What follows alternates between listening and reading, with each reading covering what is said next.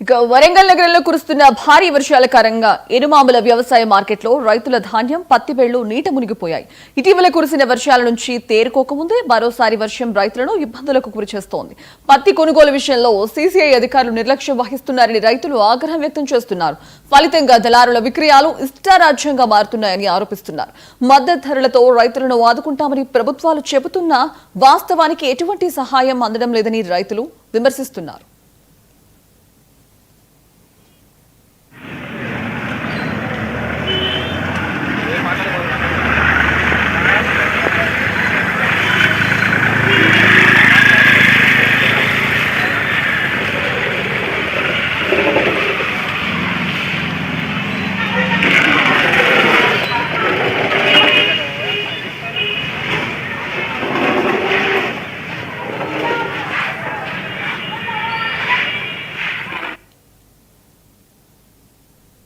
Right, ఇదే అంశానికి సంబంధించి మరిన్ని అప్డేట్స్ మా కరెస్పాండెంట్ శ్రీధర్ అందిస్తారు. శ్రీధర్, చెప్పండి.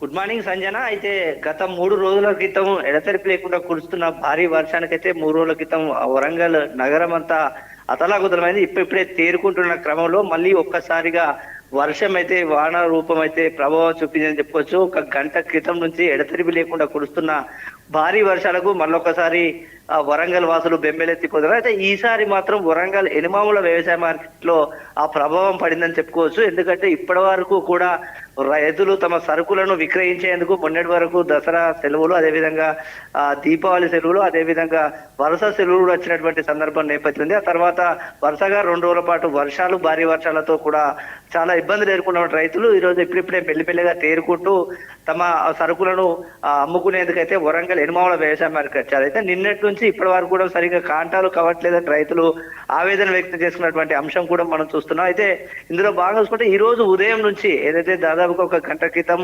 ఉదయం నుంచి కుడుతున్నటువంటి భారీ వర్షానికైతే తమ వెంట తీసుకొచ్చినటువంటి సరుకులు అయితే పూర్తిగా నీళ్ల పాలు అయ్యాయని చెప్పేసి రైతులు ఆవేదన వ్యక్తం చేస్తున్నారు. ప్రధానంగా ఇక్కడ పత్తి కొనుగోలు విషయంలో సీసీఐ అధికారులు సరిగ్గా పట్టించుకోవడం లేదనేది ఒక వాదన ఉంటే, రెండో వాదన అయితే మొక్కలకు సంబంధించినటువంటి అంశంలో పూర్తిగా ప్రభుత్వ అధికారులు ఎవరు పట్టించుకోకుండా తేమ శాతం పేరుతో ఇక్కడ మాకు సాకు చూపించి మాకు కొనట్లేదని చెప్పేసి రైతులు ఆవేదన. ఇదే నేపథ్యంలో దళారులు కూడా పెద్ద ఎత్తున దగ్గరికి చేరుకొని 2400 ఉన్నటువంటి క్వింటాల్కి 2400 పలికేటువంటి మా ప్రభుత్వ మద్దతు ధరకు 1700కు 1600కే ధర పలుకుతుందని చెప్పేసి దళారులు తిరుగుతున్నారని చెప్పేసి రైతులు ఆవేదన చేసి రేపు ధర వస్తుందని చెప్పేసి నిన్న అమ్ముకోవడం బంద్ చేశారు. అయితే ఈ రోజు అకస్మాత్తుగా భారీ వర్షము వరంగల్లో కురవడంతో పూర్తిగా చేతికి అందినటువంటి పంట అప్పకానుకున్నటువంటి పంట పూర్తిగా నీళ్ల పాలయ్యిందని చెప్పేసి రైతులు ఆవేదన. ఒకవైపు పత్తి, మరోవైపు మొక్కజొన్న, ఈ రెండు మాత్రం నేల పాలయ్యాయి, మమ్మల్ని ప్రభుత్వం ఆదుకోవాలని చెప్పేసి ఇప్పటికే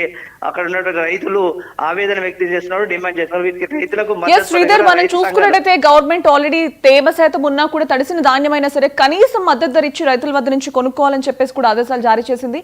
సో సీసీఐ అయితే రైతుల పట్ల నిర్లక్ష్యంగా వ్యవహరిస్తోందని కూడా కనిపిస్తోంది. సో ప్రస్తుతం రైతుల పరిస్థితి ఏంటి, మరి ఆ ధాన్యం పరిస్థితి ఏంటి, ఆ పత్తి పరిస్థితి ఏంటి?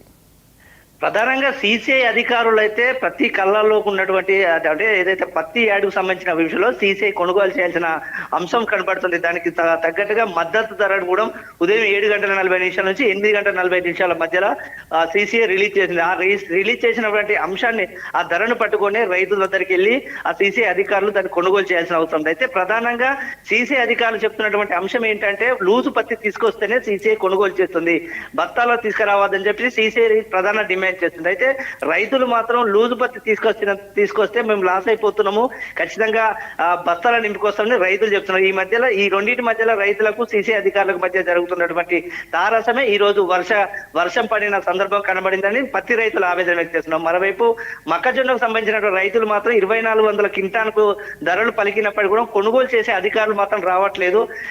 దీనికి నేపథ్యంలో రేపు ధర పెరుగుతుంది అంటే 1400 రూపాయలకే దళారులు వస్తున్నారు. కాబట్టి 1400 రూపాయలకు మేము అమ్మలేమని చెప్పేసి రైతులు భీష్మించి కూర్చున్నారు.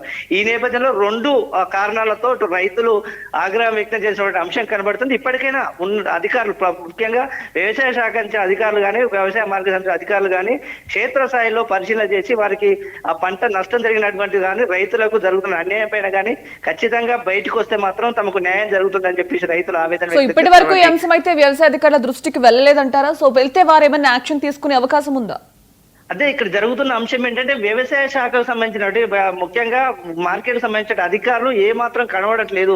సీసీ అధికారులు కనబడట్లేదు, అటు మొక్కజొన్నలు కొనేటువంటి అధికారులు కనబడట్లేదు, ఏ కోశాన కూడా అధికారులు కనబడట్లేదు. కాబట్టి మేము ఈరోజు సరైన ధరకు అమ్ముకుందామని వేచి చూస్తున్నామని రైతులు చెప్తున్నారు. కానీ అధికారులు మాత్రం తేమ శాతం సాకు చూపించి రైతులను వెనుకడుగు వేస్తున్నారు, కొనడానికి వెనుకడుగు వేస్తున్నారు అనేది అధికారులు చెప్తున్నట్టు అంశం అయితే. ఈ రెండింటి మీద మరి ప్రభుత్వం ఎలాంటి నిర్ణయం తీసుకుంటారో, ముఖ్యంగా ఆ నిర్లక్ష్యం వల్ల నష్టపోయిన రైతులకు ఏ విధంగా ఆర్థిక సాయం అందిస్తుందో మాత్రం వేచి చూడాల్సిన అవసరం కనబడుతుంది మనకు. Okay right, thank you Sridhar, thank you for the update.